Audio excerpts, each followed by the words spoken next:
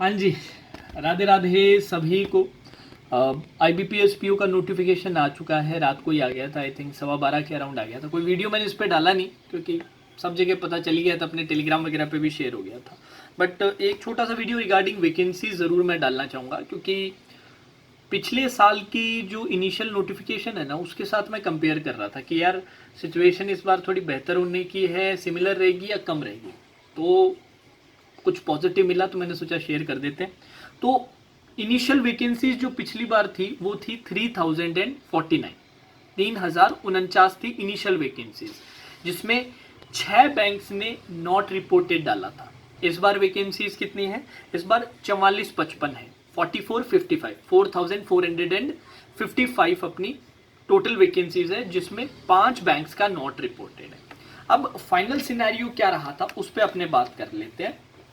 जो एक्स्ट्रा पिछली बार एक बैंक था ना जिसने नॉट रिपोर्ट किया था, वो था इंडियन ओवरसीज बैंक था, I think Indian overseas bank था। लेट मी चेक, मैंने ओपन कर ही रखा है। हाँ, इंडियन ओवरसीज बैंक था, ठीक है। जिसमें इस बार अपने इंडियन ओवरसीज ने कितना किया है? इस बार आई थिंक इंडियन ओवरसीज ने 260 किया है। पिछली बार उसका एनआर था, तो वो उतना सा फर्क है, उसमें कोई बहुत ज़्यादा नहीं। फाइनल वैकेंसीज अगर आप देखोगे ना, वो बड़ी मज़ेदार है। अगर पिछली बार की फाइनल वैकेंसी देखोगे ना, 3049 से फाइनल वैकेंसी जाके बनी थी 5532, 5532 वैकेंसीज बनी थी। मतलब लगभग 2500 के अराउंड वैकेंसीज इंक्रीज हो गई थी जब सबने रिपोर्ट कर दिया था। अब सिचुएशन का थोड़ा सा कंपैरिजन कर लेते हैं।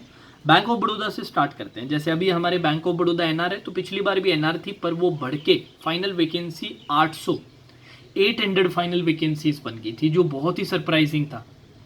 पिछली बार अपने बात भी कर रहे थे ना इस बार के आरआरबी के लिए कि आरआरबी में बीओबी स्पॉन्सर्ड वैकेंसीज दे सकता है, क्योंकि पिछली बार बीओबी ने पीओ क्लर्क दोनों में दिया। और इस बार भी अगर आप देखें, आरटीआईज वगैरह आप लोगों के साथ शेयर की थी मैंने, यूपी, आपके राजस्थान, गुजरात, सारी जगहों पे इन्होंने रिपोर्ट किया है बीओबी स्पॉन्सर्ड वालों ने।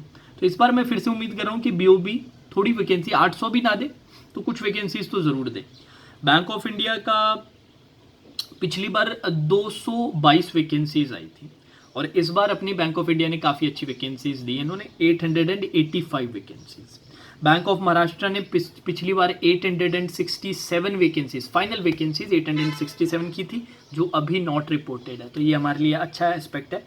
कैनरा का पिछली बार 747 था, इस बार 750 है, तो सिमिलर वैकेंसीज है।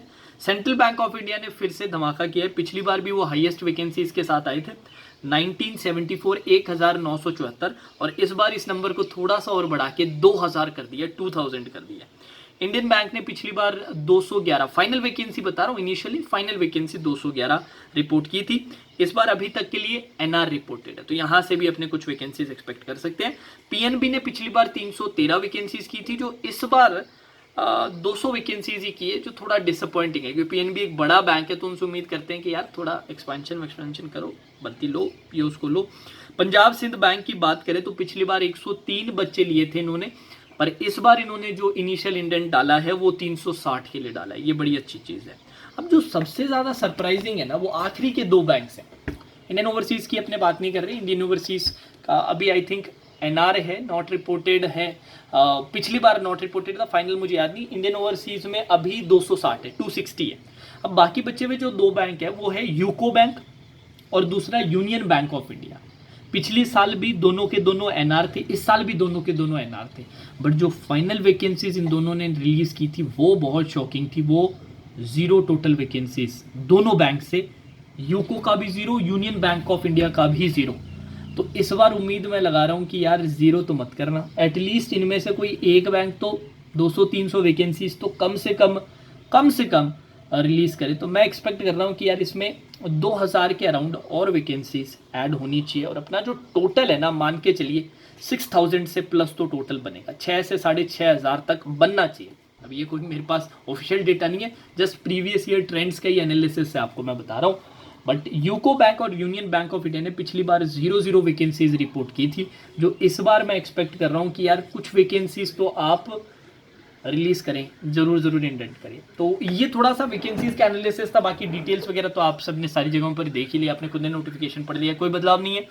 एग्ज़ाम्स 19 और 20 अक्टूबर को है, जहाँ तक मुझे याद है, प्रीलिम्स के, और 30 नवंबर को आपका मेंस है। तो अभी टाइम है हमारे पास, अभी आरआरबी पे हमें फोकस रहना है, फिर उसके बाद आईबीपीएस क्लियर पे फोकस करना है, देन अपने आईबीपीएस पीओ पे पूरी तरह से स्विच कर देंगे। उसके रिगार्डिंग जो कोर्सेज वगैरह है वो भी अभी नहीं आएंगे, इन ड्यू टाइम आपको देखने को मिलेंगे। उसकी सारी डिटेल्स आपको चैनल पे मिल जाएगी। चैनल को फॉलो करके रखिए, सब्सक्राइब करके रखिए। अच्छा, और किसी पर्टिकुलर पॉइंट पे आप चाहते हैं आईबीपीएस पीओ की नोटिफिकेशन में जो बात आपकी समझ नहीं आई, या ऑनलाइन एप्लीकेशन के टाइम आपके मन में कोई डाउट रह जाए, तो वो कमेंट सेक्शन में आप ज़रूर बताइएगा। समय मिलते ही मैं कमेंट सेक्शन ज़रूर पढ़ूंगा, और कोई रिलेवेंट डाउट्स मुझे ऐसे लगी कि हाँ यार ये कई बच्चों के डाउट्स है, उस पर मैं आप लोगों के लिए वीडियो ज़रूर लेकर आऊँगा। अभी तक आप लोगों ने हमारी कल की जो मैराथन क्लास हुई थी ना, जो शिफ्ट वाइज पिछले साल के सारे शिफ्ट वाइज वाले टाइप के क्वेश्चन अपने ने सॉल्व किए थे, वो अभी तक नहीं सॉल्व किए तो ज़रूर जाके सॉल्व कीजिए। लाइव सेक्शन में जाइएगा, सबसे ऊपर वही वीडियो मिलेगा। बहुत ज़बरदस्त 3.25 घंटे का सेशन है, मज़ा आ जाएगा उसको करने में। ठीक है, now that's all for today session. Radhe Radhe.